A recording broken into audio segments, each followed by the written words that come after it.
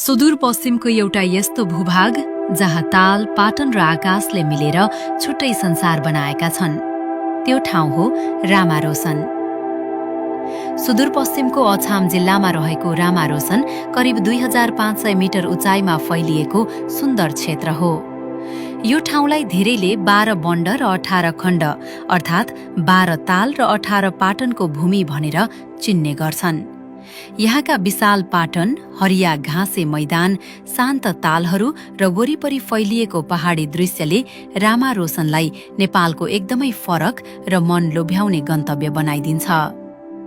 यस क्षेत्रको सबैभन्दा ठूलो ताल जिङ्ले ताल र सबैभन्दा ठूलो पाटन किनिमिनी पाटन मानिन्छ। रामारोसन केवल दृश्यको ठाउँ मात्र होइन, यो वन्यजीवनका हिसाबले पनि विशेष छ। यहाँ डाँफे सहित विभिन्न चराचुरुङ्गी देख्न सकिन्छ र यो क्षेत्र वन्यजन्तुहरूको वासस्थानका रूपमा पनि परिचित छ। यहाँ मृग, जङ्गली बँदेल, ब्वाँसो र कहिलेकाहीँ बाघ समेत देखिन सक्ने बताइन्छ। रामारोसन हेर्दा लाग्छ नेपालको सुन्दरता केवल चर्चित ठाउँहरूमा मात्र होइन, यस्ता शान्त र कम बोलिएका भूभागहरूमा पनि गहिरिएर बसेको छ।